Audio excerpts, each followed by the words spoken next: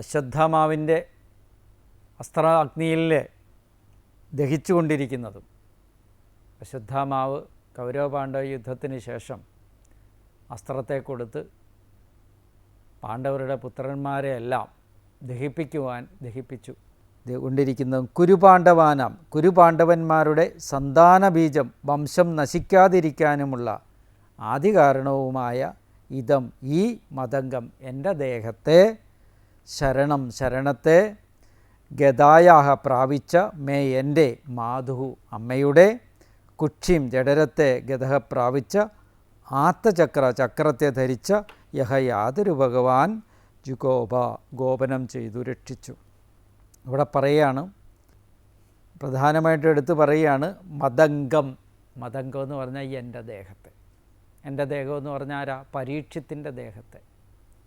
പരീക്ഷത്തിൻ്റെ ദേഹത്തെ എങ്ങനെയാണോ അഭിമന്യുപുത്രനായിരിക്കുന്ന പരീക്ഷത്തിൻ്റെ ദേഹത്തെ അമ്മയുടെ ഉദരത്തിൽ വെച്ച് നശിക്കാതിരിക്കാൻ, അശ്വത്ഥാമാവിൻ്റെ അസ്ത്രത്താൽ നശിക്കാതിരിക്കാൻ ആരാണോ സംരക്ഷിച്ച് ആ ഭഗവാൻ അമ്മ ശരണം പ്രാപിച്ചു, അപ്പോൾ ഭഗവാൻ സംരക്ഷിച്ചു എന്നാണ് പറയുന്നത്. അമ്മയുടെ കുക്ഷ്യ ജഡരത്തെ സംരക്ഷിച്ച ഭഗവാൻ, ആ ചക്രത്തെ കൊണ്ട് ധരിച്ച ഭഗവാൻ ഞങ്ങളെയെല്ലാം സർവദാ സംരക്ഷിച്ചു കൊള്ളുന്നു എന്നാണ് പറയുന്നത്.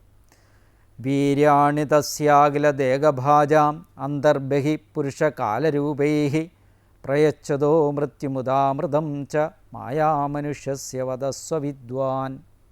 അഖിലദേഹഭാജാം എല്ലാ പ്രാണികൾക്കും അന്തഃ ഉള്ളിലും, ബഹിഹി പുറത്തും, സർവപ്രാണികളുടെയും അകത്തും പുറത്തും ഒരുപോലെ, പുരുഷകാലരൂപേഹി ജീവനായിട്ടും കാലനായിട്ടും അതുപോലെ തന്നെ കാലനായിട്ടും, മൃത്യുവും മരണത്തെയും അമൃതം ഉദ മോക്ഷത്തെയും പ്രയച്ഛത കൊടുക്കുന്നവനും, മായാമനുഷ്യസ്യ മായ കൊണ്ട് മനുഷ്യനുമായിരിക്കുന്ന തസ്യ ഭഗവാന്റെ വീര്യാണി വൈഭവങ്ങളെ വിദ്വാൻ എല്ലാം അറിയുന്നവനായിരിക്കുന്ന അല്ലേ ശുഖബ്രഹ്മർഷി അങ്ങ് ഞങ്ങൾക്കായിക്കൊണ്ട് വദസ്വ പറഞ്ഞാലോ എന്നർത്ഥം. എല്ലാ പ്രാണികളിലെയും ഉള്ളിൽ ഭഗവാൻ ജീവസ്വരൂപനായിട്ടും കാലസ്വരൂപനായിട്ടും വർത്തിക്കുന്നു എന്നർത്ഥം.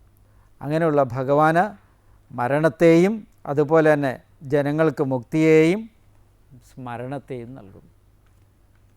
നല്ല വിചാരങ്ങളോടുകൂടി, നല്ല പ്രവൃത്തികളോടുകൂടി, ഈശ്വര സമർപ്പണ ബുദ്ധിയോടുകൂടി ആര് ജീവിക്കുന്നോ അവർക്ക് മുക്തിയെയും അല്ലാത്തവർക്കെല്ലാം മരണത്തെയും നൽകുന്നവനാണ് ആ ഭഗവാൻ എന്ന സാരമാണ് ഇവിടെ ബോധ്യപ്പെടുത്തുന്നത്.